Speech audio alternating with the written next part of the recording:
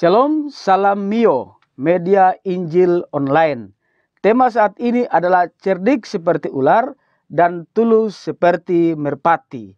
Bacaan adalah dalam kitab Matius pasal yang ke-10 pada ayat yang ke-16.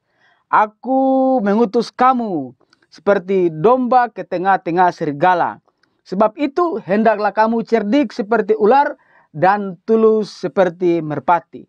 Nah, apa maksud perkataan Tuhan Yesus tentang soal cerdik seperti ular dan tulus seperti merpati?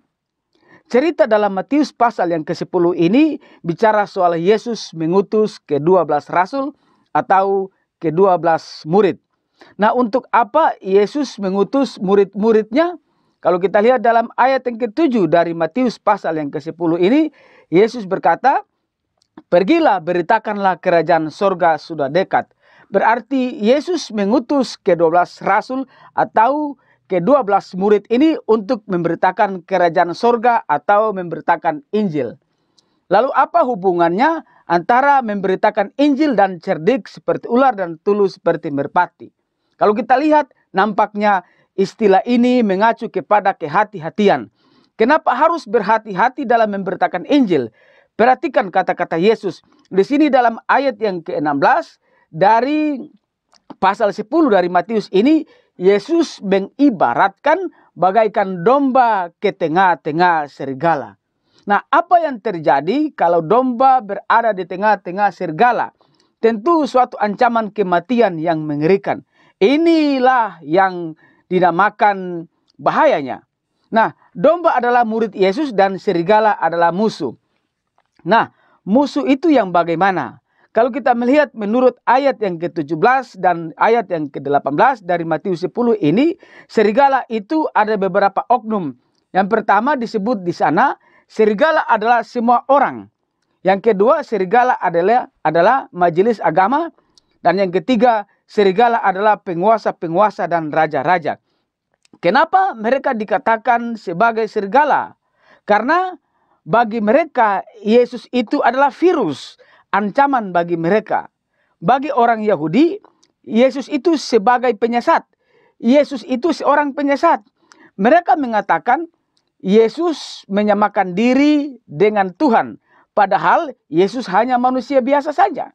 Dan juga Yesus mengobrak-abrik hukum Taurat dan adat istiadat mereka.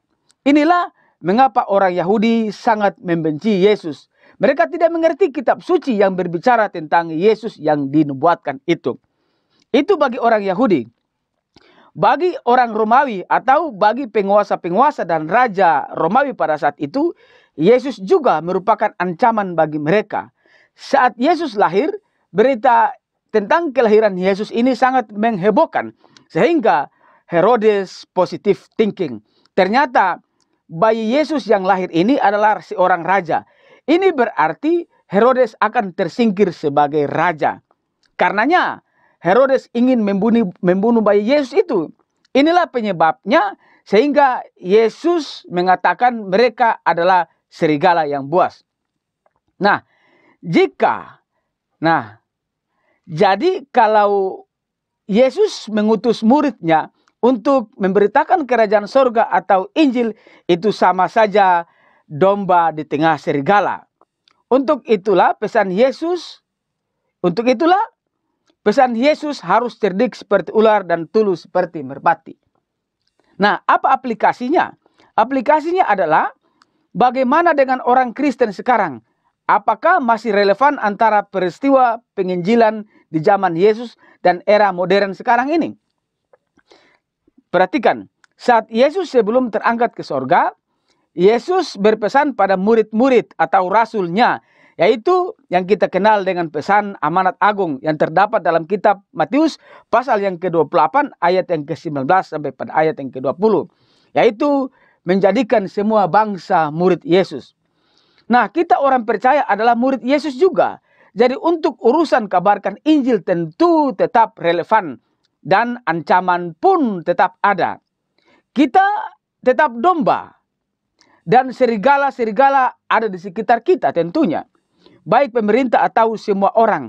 Intinya orang yang tidak suka dengan kekristenan, mereka itulah serigala. Untuk itu, Kita sebagai orang percaya yang memberitakan Injil tentu harus cerdik seperti ular dan tulus seperti merpati atau berhati-hati. Saat kita berada di mayoritas muslim mungkin kita harus pandai-pandai bergaul dengan mereka. Agar pada saat kita mengadakan ibadah tentu kita tidak dicegat, tidak didemo, bahkan dibakar gereja.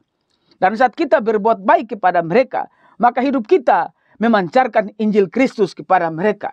Dalam 2 Korintus pasal yang ketiga pada ayat yang ketiga berkata, karena telah ternyata bahwa kamu adalah surat Kristus yang ditulis oleh pelayan kami. Ditulis bukan dengan tinta tetapi dengan roh dari Tuhan yang hidup. Bukan pada loh-loh batu melainkan pada loh-loh daging, yaitu di dalam hati manusia. Nah, hidup kita menjadi surat Kristus bagi mereka. Itu berarti hidup kita sudah mengabarkan Injil tanpa harus berkhotbah. Dan inilah cara cerdik seperti ular dan tulus seperti merpati. Ada banyak hal juga yang kita buat untuk kabarkan Injil. Tetapi harus cerdik seperti ular dan tulus seperti merpati.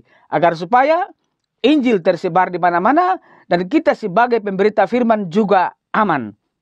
Semoga memberkati. Salam Mio, media Injil online. Shalom, Tuhan Yesus memberkati.